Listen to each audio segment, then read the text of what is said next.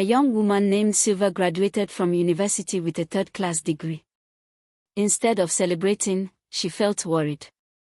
In her country in Southern Africa, getting a good job with a third-class degree was very difficult.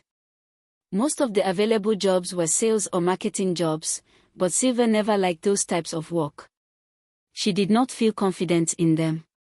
Since there were no better opportunities, she decided to work as a waitress in a small eatery. The salary was small, but at least it could help her survive. The job did not require her certificate or degree. However, the work was very demanding. The workers were not given seats, so they had to stand throughout the entire shift. During night shifts, they closed very late at night. Silva became extremely tired every day. At that time, she was also preparing to get married, so she eventually decided to leave the job. A few months later, Silva got married to a man whose income was below average. Sadly, less than 2 months after their wedding, her husband lost his job. Life suddenly became very difficult for them. They had to think of a way to survive. After discussing together, they decided to start a small POS, cash withdrawal, business. But they had no money to begin with. They had to borrow 20,000 Nigerian nairas from a friend to start the business. Fortunately, the business brought small daily profits. With discipline and patience, they were able to repay the money they borrowed and continue running the business. Not long after, Silva gave birth to her first child.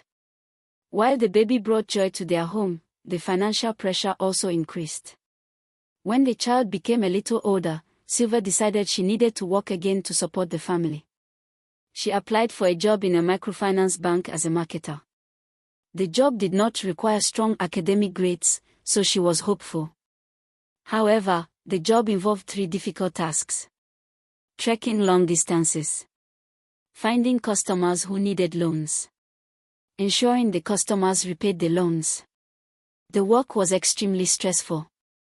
Many of the other workers who started with her resigned within 1 week because the job required too much trekking. The company provided very little transport allowance, so workers often had to walk long distances just to meet potential customers. After weeks of walking from place to place, Silva became very slim and exhausted.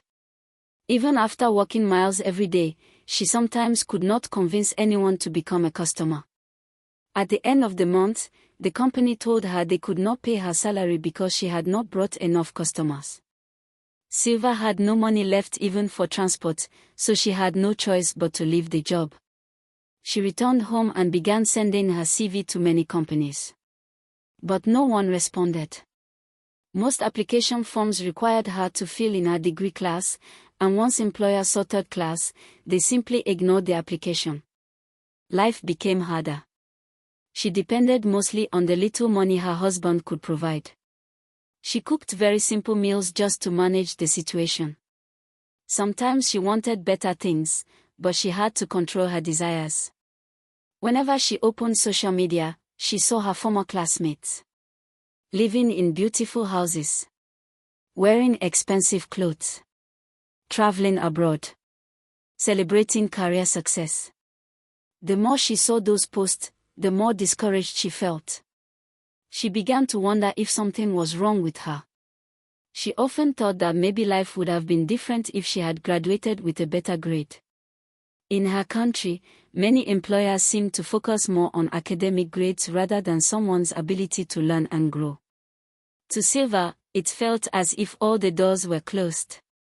Sometimes she didn't even have 1,000 Nigerian nairas in her bank account. Her bank accounts became inactive because there was almost no money moving through them. She listened to pastors talk about waiting seasons, saying that great people also waited before their breakthrough. But deep inside her heart, she would think, "But I am not Sarah."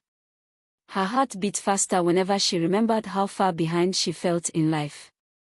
She had always dreamed of a better future. But now she kept asking herself one important question. What can she do to move forward and finally achieve the life she has always wanted?